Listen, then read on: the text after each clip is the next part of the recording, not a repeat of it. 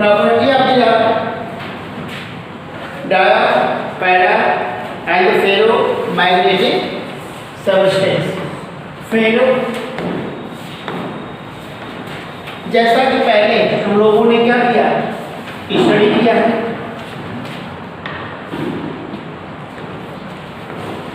और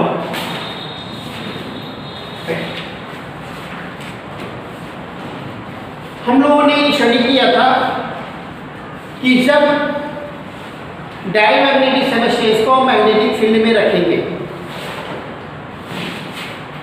तो मैग्नेटाइज होगा, लेकिन मैग्नेटाइजेशन जो होगा उस पोल के या उसकी फील्ड के अपोजिट डायरेक्शन में क्या होगा, उस फील्ड के अपोजिट डायरेक्शन में होगा। पैरा में मतलब अगर हम किसी भी मैग्नेटिक फील्ड में अगर इसको हमें नॉर्थ पोल है और ये क्या है साउथ पोल है, अगर इसमें हम क्या करते हैं उसको रखते हैं तो मैग्नेटाइजेशन होगा, इसी मैग्नेटिक फील्ड की डायरेक्शन क्या है ये है। तो यहाँ पे इसके अपोजिट होगा, मतलब नॉर्थ की जगह साउथ हो, साउथ की जगह क्या होगा नॉर्थ होगा, नॉर्थ पोल की जगह क्या होगा, नॉर्थ की ओर जो होगा साउथ होगा और साउथ की ओर जो होगा वो क्या होगा नॉर्थ होगा, मतलब उसके अपोजिट। तो इधर क्या हो जाएगा साउथ हो जाएगा और इधर जो हो जाएगा नॉर्थ। अगर हम पैरामैग्नेटिक सबस्टेंस को प्लेस करते हैं तो मैग्नेटिक फील्ड का है, इसमें मैग्नेटाइजेशन जो होगा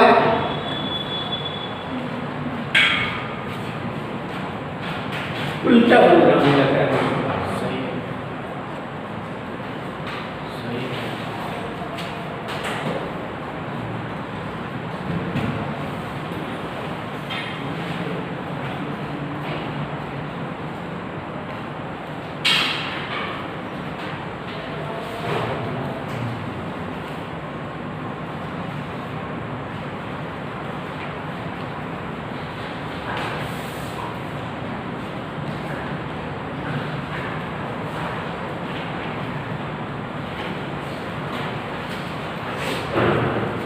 इसमें जो होगा इसका क्या होगा डायरेक्शन, इसमें अट्रैक्ट करता है, इसमें रिपेल करता है। जब रिपेल करता है तो नॉर्थ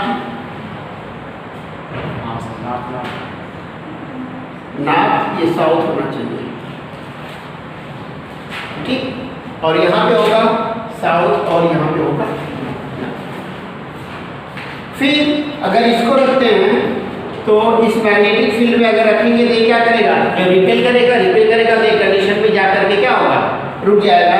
मतलब अगर इसके प्रिंसिपल एक्सिस के इसके मैग्नेटिक एक्सिस के पैरेलल जब इसको रखेंगे तो ये क्या होगा इस तरह से हो जाएगा, ये नॉर्थ है और ये क्या है साउथ है, तो इधर इसका नॉर्थ और इधर क्या हो जाएगा साउथ। और इसको जब रखेंगे तो ये क्या होगा इसी डायरेक्शन में पड़ा रहेगा, ये क्या होगा उसी डायरेक्शन में पड़ा रहेगा, क्योंकि उस पर जो फोर्स है वो एक कंप्लीट मैग्नेट की तरह। जब यहाँ पे नॉर्थ है तो यहाँ पे साउथ है, तो यहाँ पे क्या है नॉर्थ है, तो इसके रिपल्सिव फोर्स नहीं अप्लाई होगा। जब रिपल्सिव फोर्स अप्लाई नहीं होगा तो उसका रोटेशन नहीं होगा।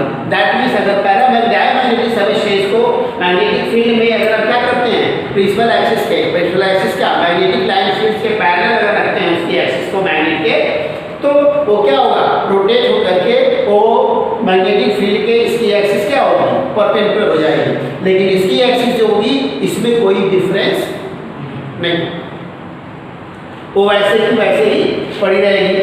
फिर अगर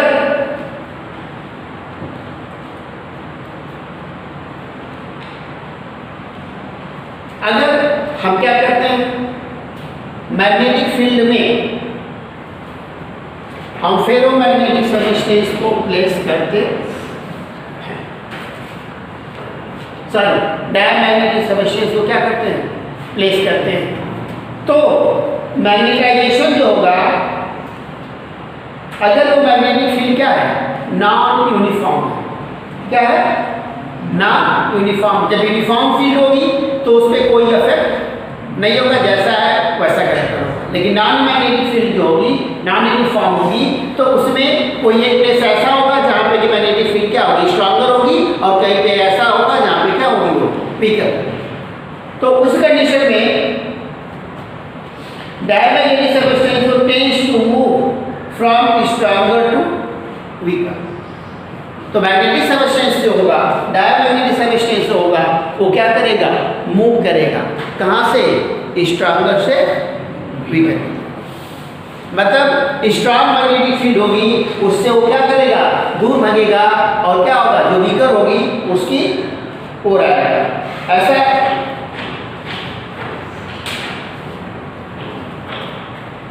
शो करने के लिए अगर ये दो मैग्नेट हैं,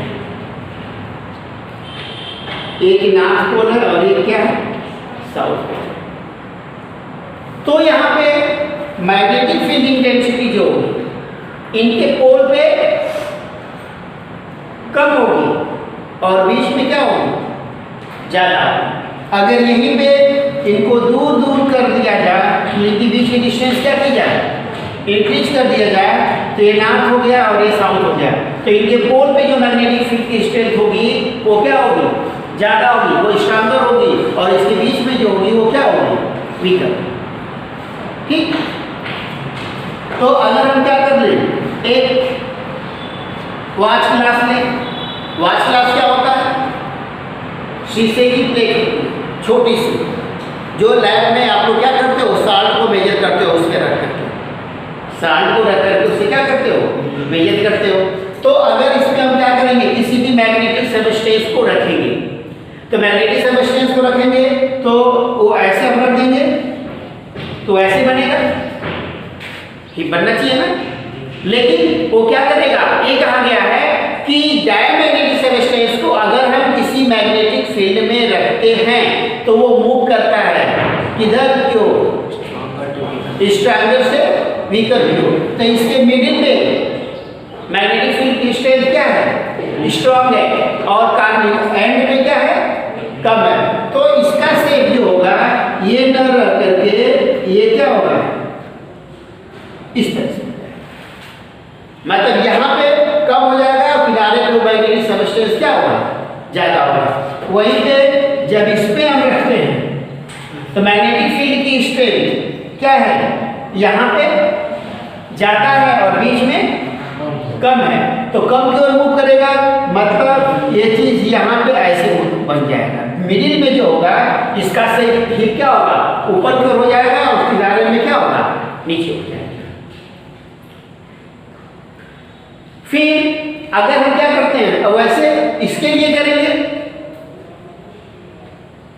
किसके लिए, पैरामैग्नेटिक सबस्टेंस के लिए करेंगे, तो non magnetic uniform magnetic field में रखेंगे, तो जस्ट इसका अपोजिट होगा।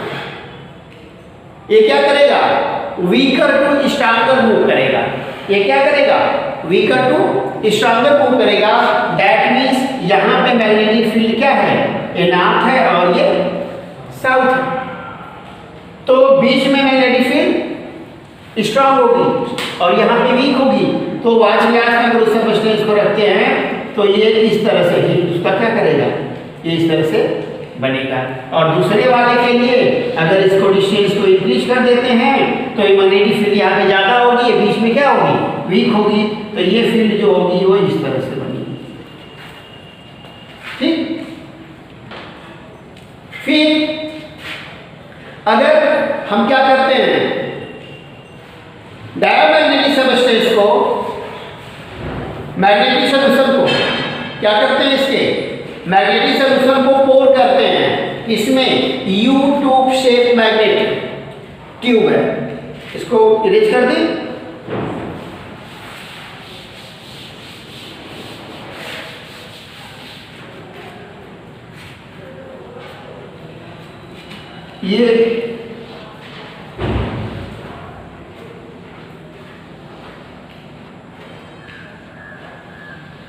ये प्लेस है।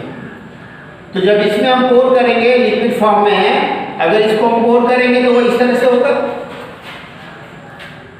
वो लिक्विड है तो दोनों एंड पे उसका लेवल क्या होगा, सेम होगा, उसके लेवल में कोई चेंज नहीं होगी।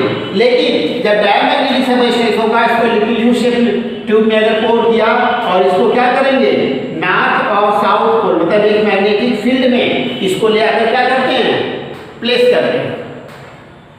इसको क्या करेंगे, प्लेस करेंगे।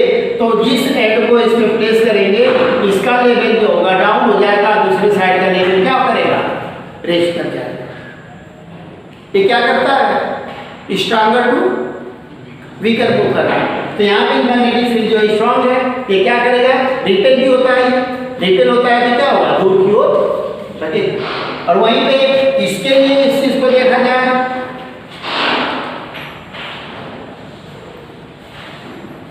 अगर यहाँ पे इसको इक्वली हम क्या करें, इसको फिल करें।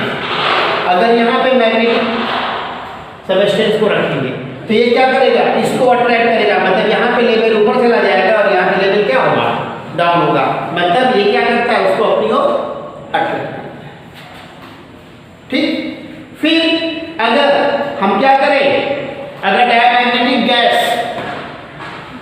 किसी भी डायमैग्नेटिक गैस को अगर मैग्नेटिक फील्ड में जाकर के हम स्प्रेड करेंगे तो वो क्या करेगा, वो चारों तरफ फैलेगा।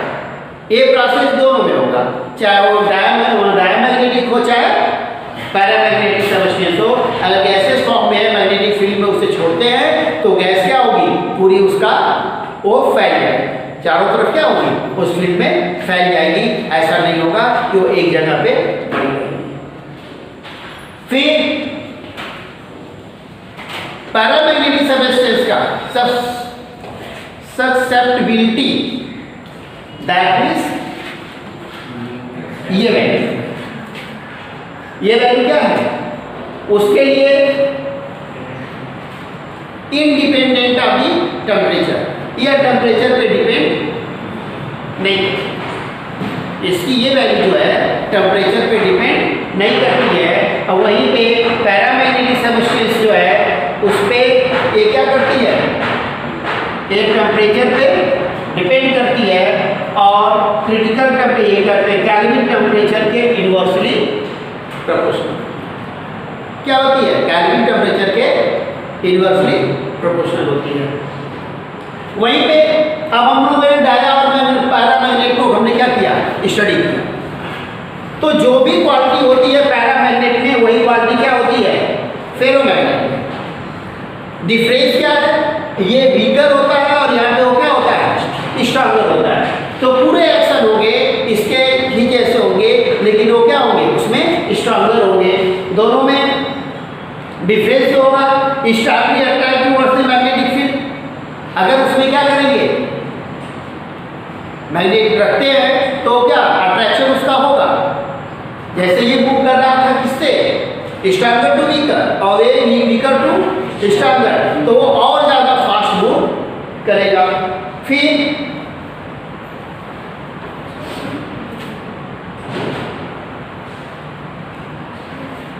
अगर उसमें हम क्या करते हैं, किसी फेरोमैग्नेटिक रॉड को उस मैग्नेटिक फील्ड में क्या करते हैं, रखते हैं।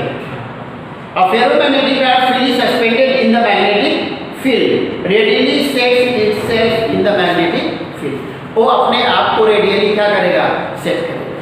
सेट के सस्पेंड किया मतलब हैंग कर दिया। हैंग करेंगे तो क्या होगा, अट्रैक्ट होगा। अट्रैक्ट होगा तो क्या होगा, वो रेडियली सेट करेगा अपने आप को, मतलब एक जो पाथ को पेंडुलम की तरह से वो पाथ क्या करेगा, फॉर्म करेगा। द रिलेटिव परमेबिलिटी फेरोमैग्नेट के लिए रिलेटिव परमेबिलिटी, रिलेटिव परमेबिलिटी क्या है, म्यू आर इक्वल टू था म्यू अपॉन म्यू जी। यही था relative permeability is the ratio of the permeability of the substance is to permeability of the free space. यही है definition। The relative permeability is very large, ये value क्या होगी, बहुत ज़्यादा होगी। That means हम ये कह सकते हैं कि जो मैग्नेटिक परमेबिलिटी जो होगी वो फ्री स्पेस परमेबिलिटी से बहुत ज़्यादा होगी। इसकी वैल्यू इससे ज़्यादा होगी, जिसके ड्यू टू रिलेटिव परमेबिलिटी जो होगी वो क्या होगी, स्ट्रॉन्ग होगी। इसके लिए हम V/N वी नॉट भी करते हैं, magnetic field intensity in the magnetic substance, और ये क्या है, magnetic field intensity in vacuum. तो ये कब होगा, जब ये वैल्यू लार्जर होगी इसके तब, या हम ये भी कह सकते हैं एच की टू इसका कोई रिलेशन है नहीं। फिर द मैग्नेटिक ससेबिलिटी, ये जो है टेम्परेचर पे डिपेंड करती है, क्या करती है, टेम्परेचर पे डिपेंड करती है, वो भी इन्वर्सली प्रोपोर्शनल होती है, लेकिन यहाँ पे क्या है, टी पे है, लेकिन जो क्रिटिकली होती है वो क्या होती है, क्रिटिकली उस पर डिपेंड करती है। उसके लिए एक कॉम्प्लेक्स वे है, उसके लिए ये वैल्यू होती है directly proportional to I equal to C divided by T minus T C, T minus T C है, जहाँ पे सी क्या है, कांस्टेंट है, कैपिटल टी जो है कैल्विन टेम्परेचर है, और टी सी जो है क्रिटिकल टेम्परेचर, टी सी क्या है, क्रिटिकल टेम्परेचर। अब इसके लिए हम दो नई चीजें आएंगी,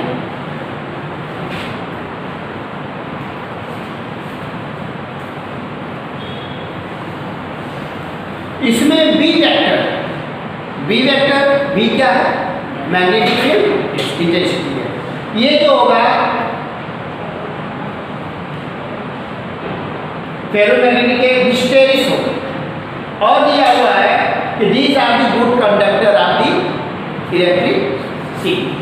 जो फेरोमैग्नेटिक सबस्टेंस होंगे वो इलेक्ट्रिसिटी के गुड कंडक्टर भी होंगे। अब इसके लिए एक जो कांस्टेंट है,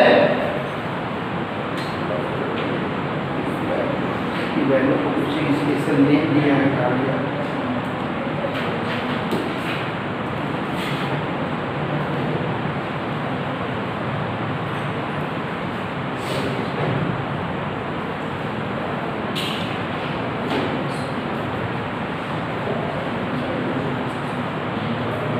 इसको हम कहते हैं क्यूरीज लॉ। क्या कहते हैं, क्यूरीज लॉ कहते हैं। मतलब मैग्नेटिक ससेप्टिबिलिटी जो है डायरेक्टली प्रोपोर्शनल है किसके, कैल्विन टेम्परेचर। ये क्या है, इसके लिए पैरामैग्नेटिक सबस्टेंस के लिए, और ये लॉ जो है क्यूरीज लॉ के नाम से जाना जाता है। अगर ये पूछा जाए आपसे कि what is Curie's law, according to Curie's law magnetic susceptibility of the paramagnetic substance is inversely proportional to the Kelvin temperature. फिर इसके बाद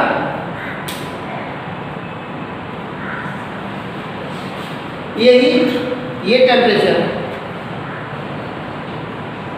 यहाँ पे मैग्नेटिक ससेप्टिबिलिटी जो क्या है क्रिटिकली डिपेंड कर रही है। वहाँ पे डायवर्सिटी प्रोपोर्शनल थी, लेकिन यहाँ पे भी यूनिवर्सली है, लेकिन इसमें माइनस टी सी किया गया क्रिटिकल टेम्परेचर के लिए। तो इसके लिए ये लॉ जो है इसका भी स्पेशल नेम है, इसको कहा गया है क्यूरी-वायस लॉ। ये है Curie's Weiss law, double S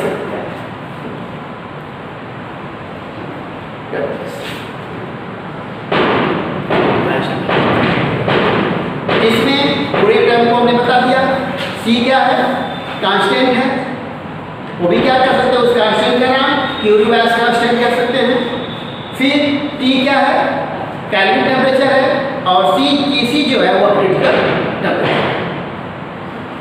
अब इन दोनों का क्यूरीज टेम्परेचर इनकी टेम्परेचर पे डिपेंडेंसी, ये टेम्परेचर पे कैसे डिपेंड करेंगे।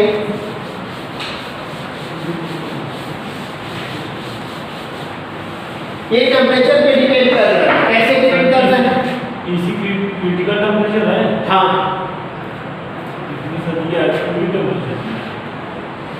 क्यूरीज, यहाँ पे क्रिटिकल यहाँ पे दिया हुआ है टी कैल्विन टेम्परेचर, हाँ क्यूरीज टेम्परेचर, सॉरी हाँ टीसी जो है क्यूरीज टेम्परेचर है, क्यूरीज ला है उसके अकॉर्डिंग वो क्या है क्यूरीज टेम्परेचर है।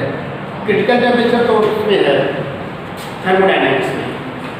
अब देखिए अगर हम ग्राफ प्लॉट करते हैं इसमें मैग्नेटिक ससेप्टिबिलिटी और कैल्विन टेम्परेचर, तो पैरामैग्नेटिक सबस्टेंस के लिए ये क्या था, ये वैल्यू निगेटिव थी। पैरामैग्नेटिक के लिए ये वैल्यू क्या थी, मैग्नेटिक ससेप्टिबिलिटी क्या थी, निगेटिव थी। तो इस पे क्रिटिकल टेम्परेचर का कोई इफेक्ट नहीं होता है। टेम्परेचर राइज करे या टेम्परेचर फॉल करे उसके डायमैग्नेटिक सबस्टेंस के बिहेवियर में कोई चेंजिंग नहीं होगी। इसका ग्राफ जो प्लॉट होगा वो इस तरह से, इसका ग्राफ जो होगा क्या होगा, इस तरह से होगा। ये टेम्परेचर इंक्रीज कर रहा है, ये मैग्नेटिक ससेप्टिबिलिटी क्या हो रही है, इंक्रीज कर रही है। इससे मैग्नेटिक टेम्परेचर क्या होगा, कुछ भी हो लेकिन इसकी मैग्नेटिक ससेप्टिबिलिटी जो होगी वो लेस देन 0 होती है और स्मॉल होती है। ये वैल्यू क्या होगी, ये ओरिजिन है, एक्स एक्सिस है और वाई एक्सिस है, ये निगेटिव डायरेक्शन में होगी। अगर यहीं पे इसको पैरामैग्नेटिक सबस्टेंस को लेते हैं, ये ओरिजिन है, तो ये इस तरह से कर्व फॉर्म होगा। ये कर्व क्या होगा, इस तरह से फॉर्म होगा। यहाँ पे मैग्नेटिक ससेप्टिबिलिटी है और इधर जो है कैल्विन टेम्परेचर। अगर यहीं पे इस चीज को हम किसके लिए ड्रॉ करें, फेरोमैग्नेटिक सबस्टेंस के लिए ड्रॉ करें,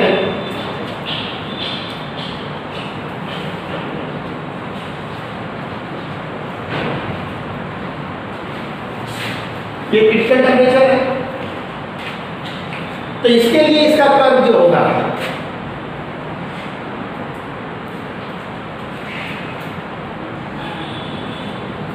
ये एक वैल्यू क्रिटिकल टेम्परेचर होगी, यहाँ पे टीसी क्यूरिश टेम्परेचर। इस क्यूरिश टेम्परेचर के पहले के बाद इसका बिहेवियर जो होगा ठीक वही हो जाएगा जो क्या है, पैरामैग्नेटिक सबस्टेंस का है। इसके पहले जो इसका बिहेवियर होगा वो ग्राफ जो होगा वो क्या होगा, क्रिटिकल होगा। ऐसा नहीं होगा कि जिस कर्व में फॉर्म हो रहा होता अपने ये उभार लेके कर्व क्या होगा, फॉर्म होगा कनकेव फॉर्म। यहाँ पे क्या है, ऐसा कर्व है कनकेव है, यहाँ पे कर्वस टाइप है ना, ये इसकी डिपेंडेंसी है। Magnetic property of the diamagnetic, ferromagnetic and diamagnetic, paramagnetic and ferromagnetic substance. इसमें एग्जाम में write down the difference between diamagnetic, paramagnetic and ferromagnetic substance है। तो जो भी पॉइंट्स है डिफरेंस लिखने के लिए अगर मिनिमम 1 मार्क्स का है तो एटलीस्ट 2 डिफरेंस आप मेंशन करेंगे, और इससे अधिक है तो 3 या 4 मेंशन करेंगे। तो जो भी पॉइंट बताए गए हैं उन पॉइंट को आप क्या करेंगे, मेंशन करेंगे। ठीक, अब इसके बाद है explanation of the para and ferromagnetism on the basis of the atomic model magnetization. ये नेक्स्ट टॉपिक।